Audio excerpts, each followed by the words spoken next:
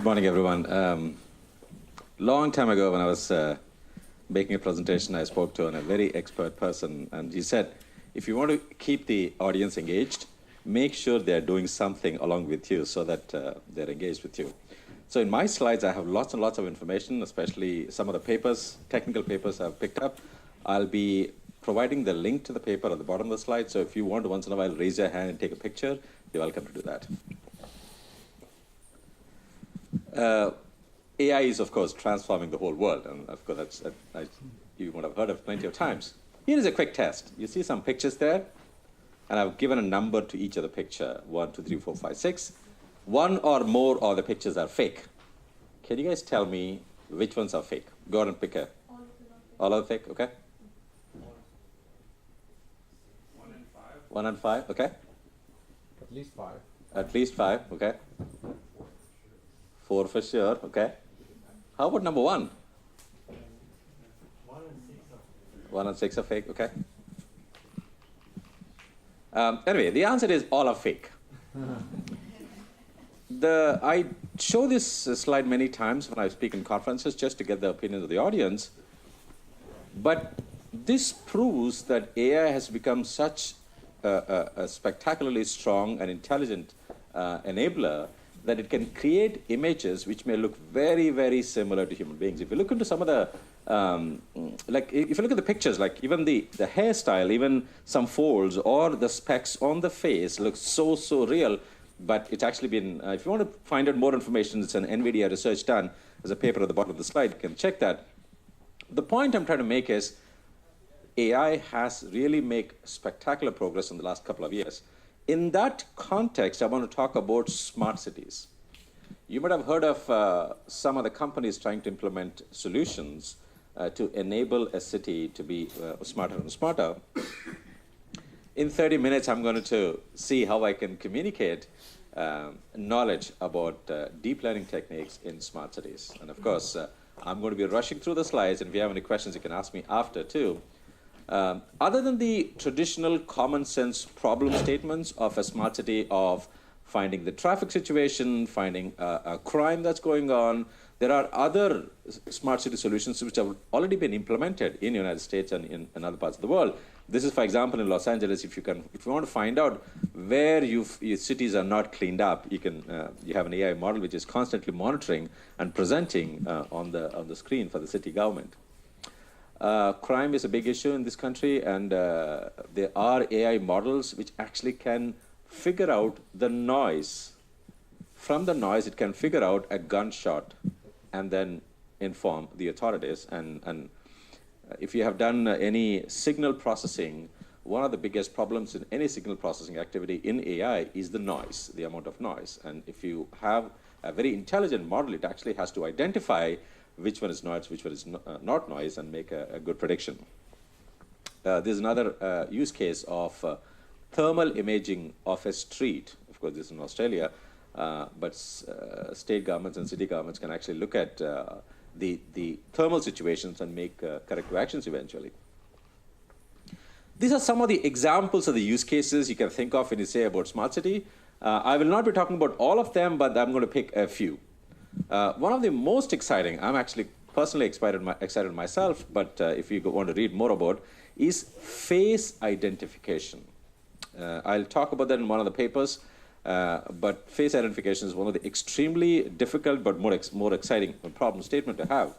And that's different from the face recognition technology you might see in, let's say, Facebook. The model already knows who you are and hence can connect your face with your picture on any other images they have. So because the model already has seen once. In a smart city solution situation, if you have 1 million citizens of the city, the model may not have ever seen you, or even if the model has seen you, if the use case is, how do I match the face I saw on a Friday evening at 6 p.m. on street A with a face I saw on a Monday morning on a street B. And many times you see the surveillance cameras are actually above, maybe 10, 15, 20 feet above. So typically you don't get a real clear shot of the face of a person. And in that context, developing an AI model is going to be a lot more complicated. But there are lots and lots of data available, the different types of data people are focusing on, and you will learn that if you start understanding more of smart cities. In a average city of, let's say, 1 million people, and if you have decent number of surveillance cameras, you have around maybe 1,000 or even 10,000 surveillance cameras, and they're constantly feeding into the central system of this video. And every hour you actually have 1,000 hours worth of video, and it can't actually store all of that, but you got to make arrangements for that. This is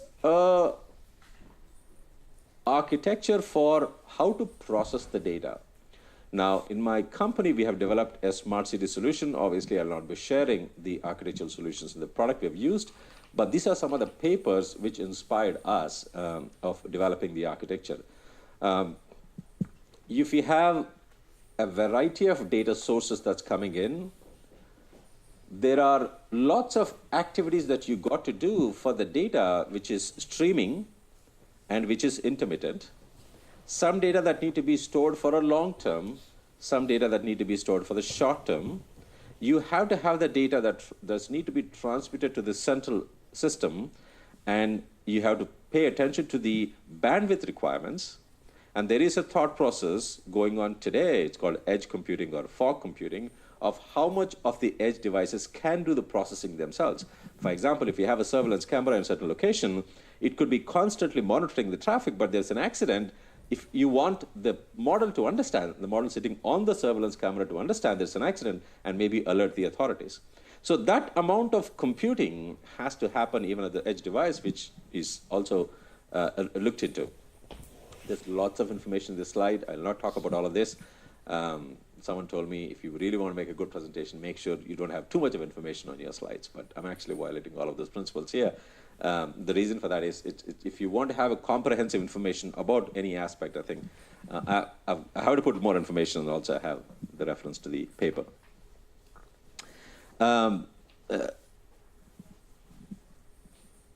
In a smart city, if you want to really make it a smart city, you have to have data sources, which is from sensors, from cameras, and also individual mobile devices too. You can have the citizens sharing voluntarily or without violating the privacy. You can still track the information.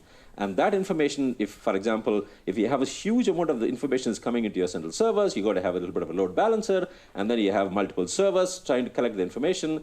And all of this information can be stored in your mainstream, and which can be for the long-term storage, and also sometimes you can provide third-party APIs. So you want to take away the privacy-related information and provide it as a third party, which is what? If you really want to look at a real cool smart city implementation, you should look at Alibaba as implemented in 2 different cities, I think one in Malaysia and one in China. If you go to the website of Alibaba, you'll find out the use cases and the architectural information too. Okay, here is the most exciting slide for me.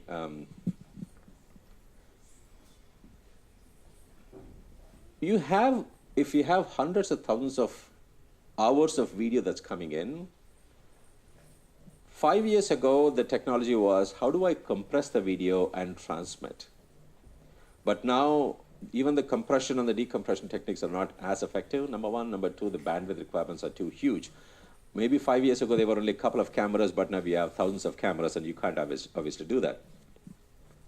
Some amount of pre-processing of the video has to happen at the edge device, and then the information could be transmitted to the central server. These are the 3 or 4 major use cases that happen in a smart city solution. Face ID and vehicle ID, re-ID and face re-ID. Identifying 2 different persons spotted on 2 different cameras on 2 different locations is a difficult task, and similarly is identifying a vehicle in 2 different locations. Of course, the most easy solution to detect a vehicle is the number plate, but not every time you find the number plate, or sometimes the number plate is maybe wrong or fake, and hence identifying accurately the vehicle would also help.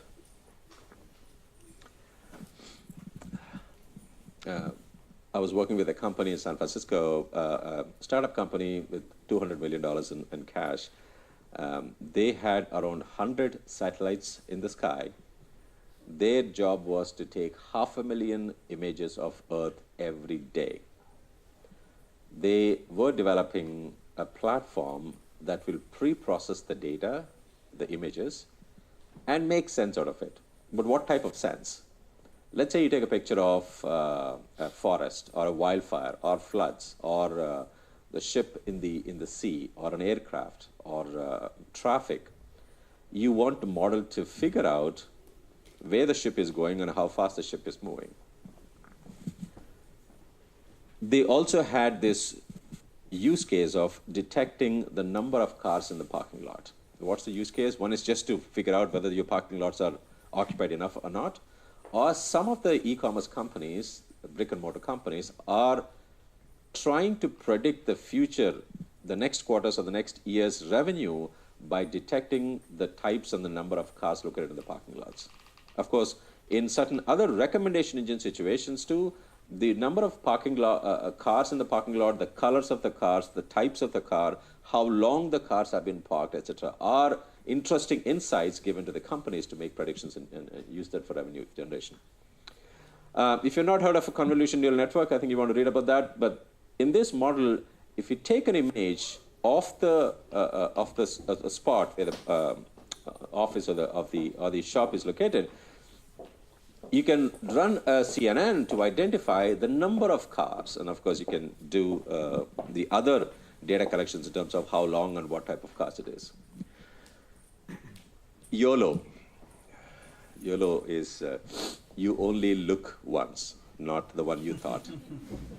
YOLO was invented, I think, around 2.5 years ago. Then YOLO 2 came out around a year and a half ago. YOLO 3 is currently available. This is a model which can detect objects almost in real time. YOLO 1 actually had 40 frames per second. YOLO 2 actually was 220, 230 frames per second. YOLO 3 is actually almost the same, but it can be implemented on a mobile device. So you can install on your cell phone and hold it up when you're driving on a car, hold it up against the traffic. It can identify the pedestrians, the bicycles, the cars, and any objects on the street can actually identify in real time. This model is also used, actually this model is used for some of the autonomous cars where it can detect and help the car make the right decisions. These are the two different models I would recommend if you want to find out the cars parked in the parking lot or want to dissect the image with objects, what you want to find out.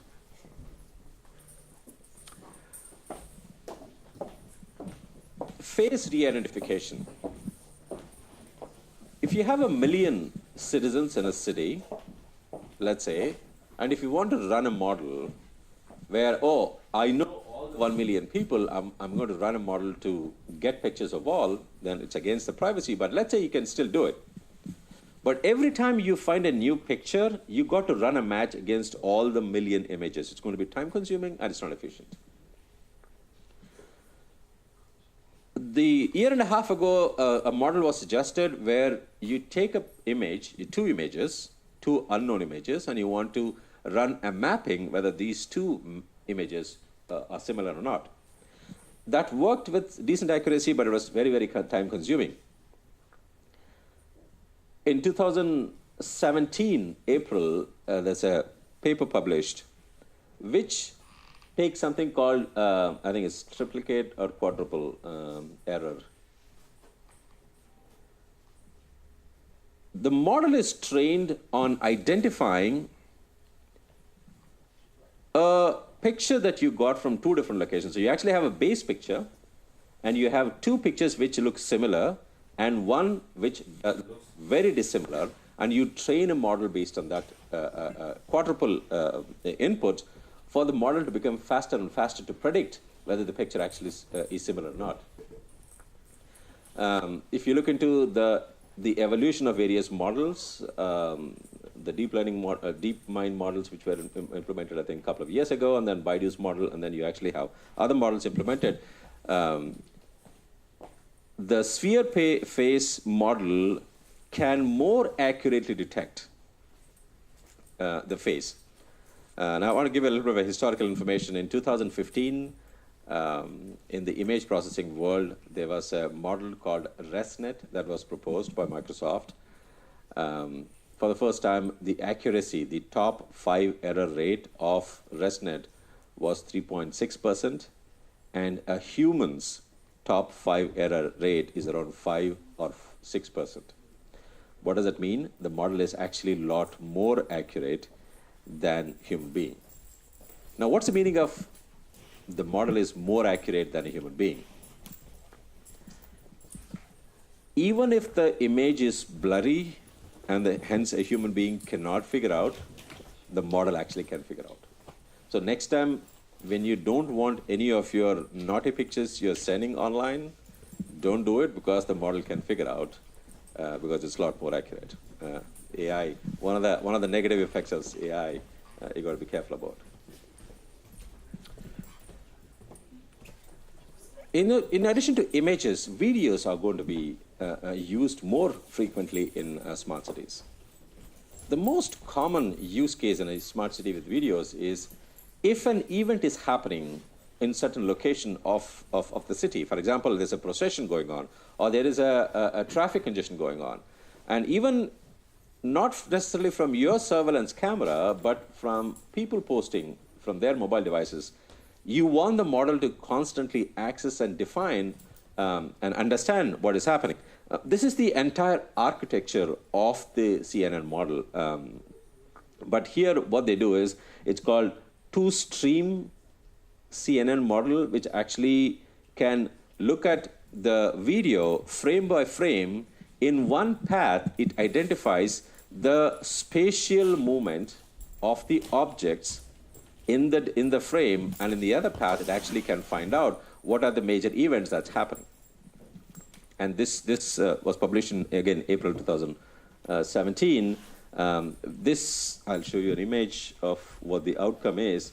So you actually can find out in a specific area if there are an event happening. And all of these dots are videos uploaded by individuals, not connected with each other, but they're uploading on their on social media, which the model has picked up and then actually showed. And this would alert the city government about an action to be taken. No AI presentation can be without mathematics, and I'm sure you're all mathematicians, and if not, I'm sure you will recollect all of these. Every time you develop a deep learning model, you have to have an objective statement to understand how this model is going to be trained and what will be the best way of training. So that's the loss statements for each of the model, and then you train that using using those loss statements. Actually, that was my presentation on smart cities.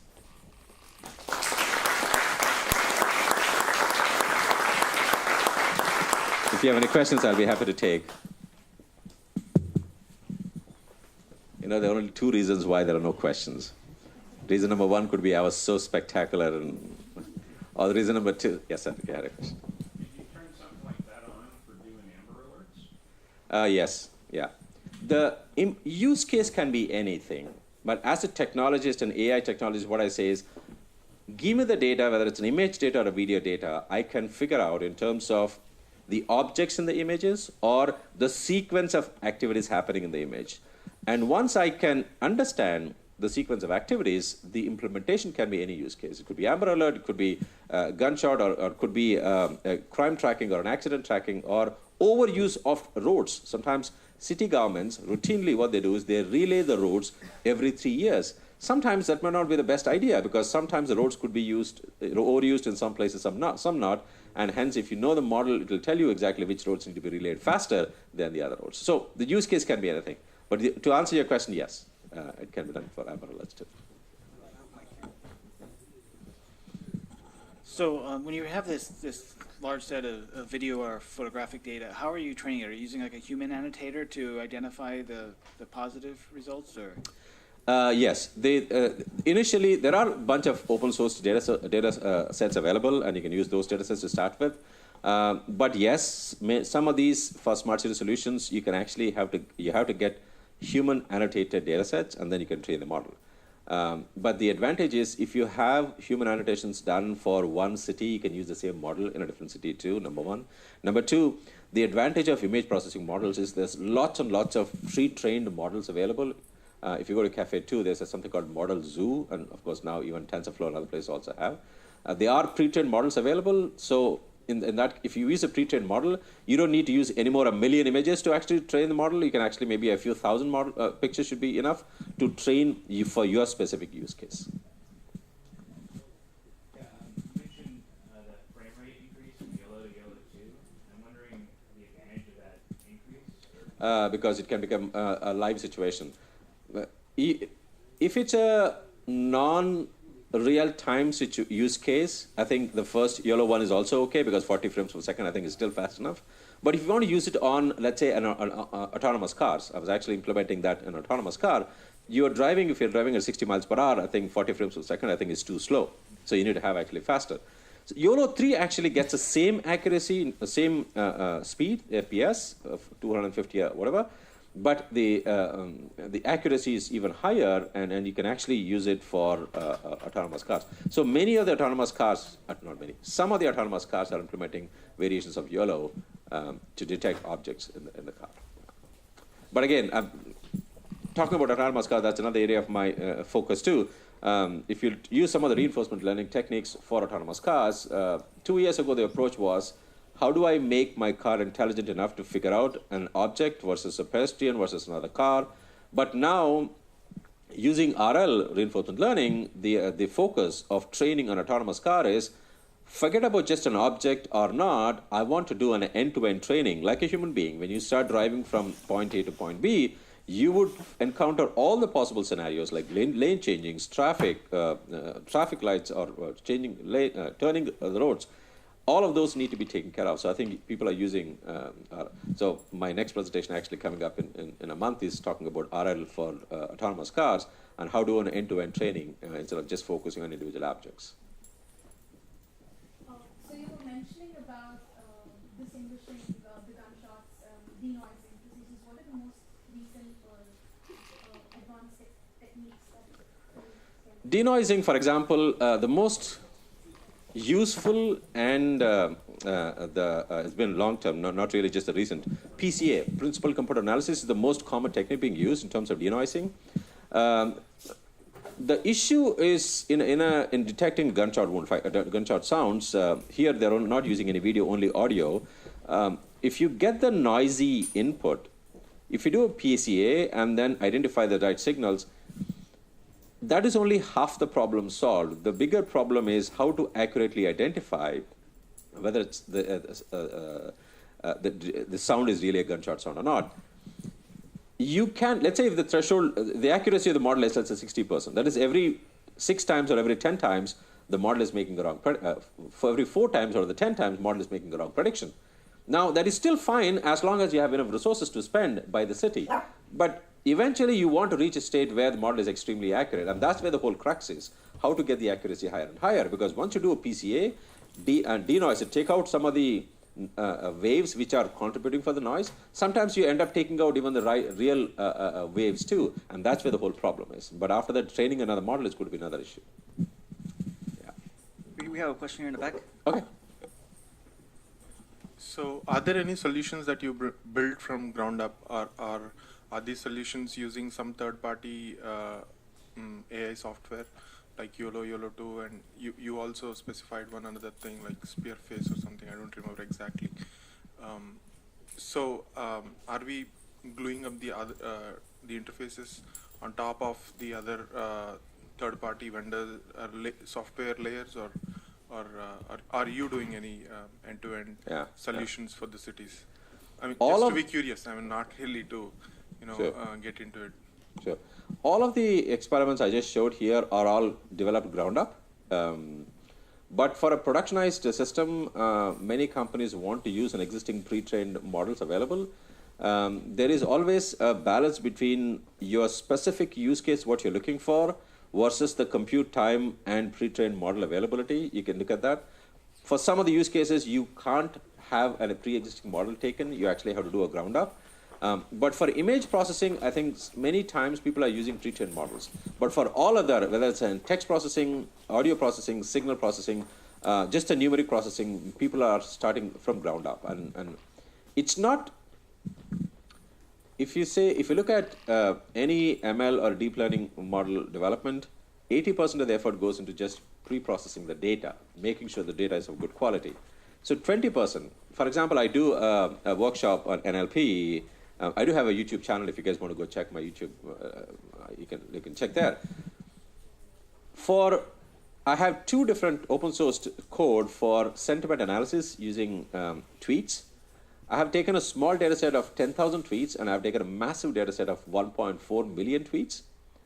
I've written a sentiment analysis model for both of them, and I think the first one was only for 10,000 tweets. It takes only 23 lines of code to identify with almost an 85% accuracy. And almost similar accuracy, the 1.4 million tweets data set, it takes around 400 lines of code, out of which maybe almost 250 or 300 lines is just to make sure the data is up to the quality. So I'm not too worried about whether I should develop something from the ground up or can pre-process, except if it's image processing. Always recommend using pre-processed model or pre-trained model. But always I would look at carefully what the problem statement is, the use case is. Many times the use case is not clear enough, and that's when companies actually get delayed in terms of developing the models. Yes, last question. Guys, let's start using the mic from now on, just for the recording. How are cities currently consuming these services? Do they buy as a service, or the cities are developing their own data centers and having their own data science teams? Right now in the United States, many of the cities have implemented very minimal smart city solutions, and the starting point for many cities is developing a chatbot.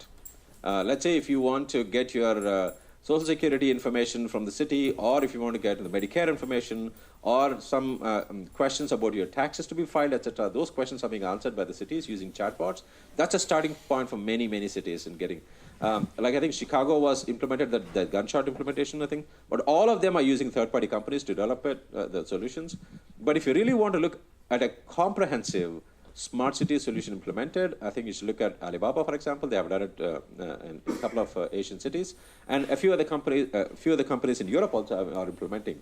But each of the city, whenever they implement a smart city solution, it's always a specific use case they have. Some of the European cities actually have worried about their traffic, and hence they're focusing more on the traffic-related smart city solution. I'm done. Looks like I see the lady with the dog there, so I got to stop. Yeah. Thank you.